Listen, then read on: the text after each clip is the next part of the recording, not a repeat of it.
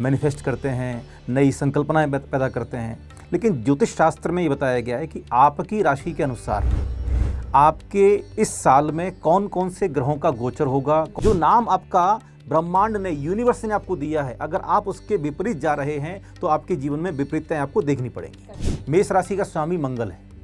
उनका स्वभाव जो है वो उग्र होता है, उन्हें छोटी छोटी बातों पे क्रोध आ जाता है, क्योंकि मंगल का रंग लाल है। 12 राशि हैं और 9 ग्रह हैं, तो 12 गुणा 9 = 108। तो ये भी 108 संख्या जाती है। तो हर चीज़ के पीछे विज्ञान है। तो चंद्रमा आपकी राशि में, चंद्रमा जिस राशि में स्थित है वही आपकी जन्म राशि है।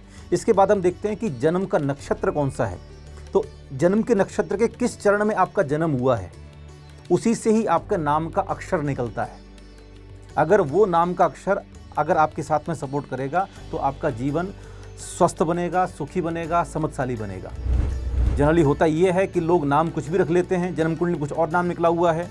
बहुत सारे लोग ऐसे देखे जाते हैं जिनके जीवन में बड़ी दुविधाएं पैदा होती हैं, बड़े मानसिक रूप से वो परेशान रहते हैं।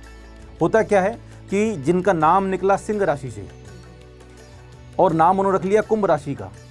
अब सिंह राशि का स्वामी है सूर्य और कुंभ राशि का स्वामी है शनि। सूर्य और शनि दोनों आपस में एक दूसरे के शत्रु हैं।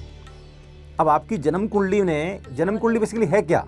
जन्म कुंडली है जिस समय आपका जन्म इस धरती पर हुआ उस समय आकाश मंडल में ग्रह और राशियों का जो स्क्रीनशॉट है वो आपकी जन्म कुंडली है। तो आपका जीवन जिस समय उत्पन्न हुआ है उस समय जो नाम आपका ब्रह्मांड ने, यूनिवर्स ने आपको दिया है, अगर आप उसके विपरीत जा रहे हैं तो आपके जीवन में विपरीतताएं आपको देखनी पड़ेंगी। यस। तो बहुत सारे लोग हैं जो दुविधा में जीवन जीते हैं, मैं ये करूं कि ये करूं। वो क्यों है? क्योंकि नाम आपने रख लिया शत्रु राशि का। ऐसे ही कोई भी बिजनेस यदि आप देखें तो जो नाम आपकी राशि के साथ में कनेक्ट नहीं कर रहा है या जो नाम आपकी स्वराशि का नहीं है या आपकी मित्र राशि का नहीं है तो वो नाम आपको फलीभूत नहीं होगा, वो नाम आपको फ़ायदा नहीं देगा। चाहे आपका वो स्वनाम हो, चाहे आपकी कंपनी का नाम हो, चाहे आप जिस कंपनी में जॉब कर रहे हैं, अगर वो नाम भी अगर आपके साथ कनेक्ट नहीं कर रहा है तो वहाँ पर भी आपको बहुत अच्छी उन्नति नहीं मिलेगी। और ये पूरा का पूरा ज्योतिष विज्ञान है। तो ये जॉब के समय ये कैसे कर सकते हैं कि आप देखिए, जब जिस कंपनी में भी आप रीच कर रहे हैं, जिस कंपनी के आप इंटरव्यू देने जा रहे हैं, तो आपको पहले उस कंपनी का नाम चेक कर लेना चाहिए कि इस कंपनी के ग्रह मेरे साथ कनेक्ट कर रहे नहीं कर रहे हैं। एक कंपनी में ही काम करने वाले लोगों के साथ में आपकी किसी से बनती है, किसी से नहीं बनती है। तो जो आपकी स्वराशि के जातक होते हैं या जो आपकी मित्र राशि के जातक होते हैं उनके साथ आपकी मित्रता होती है, और जो आपकी शत्रु राशि के जातक होंगे उनके साथ आपकी मित्रता नहीं होगी। ये भी ध्यान रखने की ज़रूरत है कि जब आप नौकरी के लिए इंटरव्यू देने जा रहे हो तो नए साल में जो लोग नौकरी चाहते हैं या नौकरी में उन्नति चाहते हैं तो मंत्र महर्षि महाराज के तो शब्द आपको याद रखने पड़ेंगे। महाराज जी, ये बताइए कि ये जो राशियाँ होती हैं, जो आपने 12 राशियों की बात की है, ये हमारे जीवन पर किस तरह से असर डालती है और नए साल में ये इसमें किन किन राशियों में आप देख रहे हैं कि एक बड़ा बदलाव आपको दिख रहा है कि इन राशियों के जातकों पर इसका प्रभाव ज़्यादा पड़ने वाला है, नकारात्मक या सकारात्मक दोनों सेंस में? देखिए, पहले तो राशि समझने, राशि होती क्या है। राशि और लग्न ये दो चीज़ हैं जो हमारे जीवन पर प्रभाव डालती हैं। लग्न होती है हमारी आत्मा की कारक, लग्न होती है हमारे शरीर की कारक। राशि हम देखते हैं चंद्रमा से।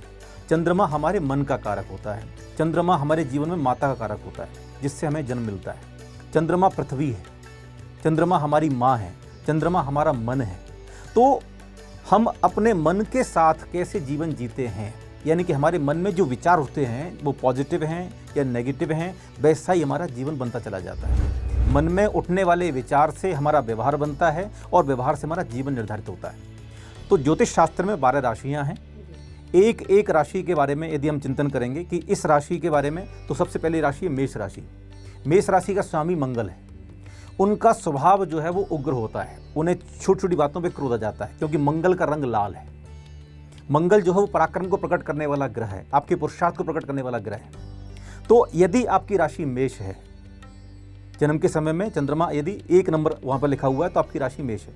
तो मेष राशि के जातकों को 2026 कैसा रहेगा, संक्षेप में कह दें तो बहुत सारे नए नए उन्नतियाँ, नए नए उद्देश्य उनके जीवन में आने वाले हैं। मेष राशि वालों के जीवन में उन्नति और उत्साह। लेकिन ऑलरेडी 30 मार्च 2025 से वो शनि की 7.5 का दंश भी झेल रहे हैं। 30 मार्च 2025 से शनि की 7.5 यानी कि मतलब अभी शनि चल का, रही है। हाँ बिल्कुल प्रभाव में चल रहा है। शनि अभी मीन राशि में है तो शनि का प्रभाव वो भी झेल रहे हैं, तो इसलिए थोड़ा सा संघर्ष, क्योंकि शनि जो है वो पूरी की पूरी परीक्षा करने के पश्चात ही आपको फल देता है।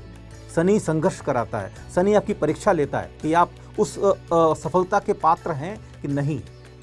इसलिए शनि की 7.5 झेल रहे हैं मेष राशि के जातक, तो मानसिक रूप से थोड़ा कष्ट रहेगा, संघर्ष भी रहेगा, लेकिन आप 2026 में उन्नति के पथ पे आगे बढ़ सकते हैं। मतलब मेष राशि वाले जो अभी 2025 में कुछ कष्ट झेल रहे होंगे, 2026 में उसका निवारण हो जाएगा। नहीं, निवारण नहीं होगा, अभी निवारण नहीं होने वाला है। 7.5 साल में शनि की 7.5 का पहला चरण और दूसरा चरण, पहला चरण थोड़ा कष्ट कम देता है, दूसरा चरण और अधिक कष्ट देता है, यानी कि 2.5 साल के 3 चरण हो गए।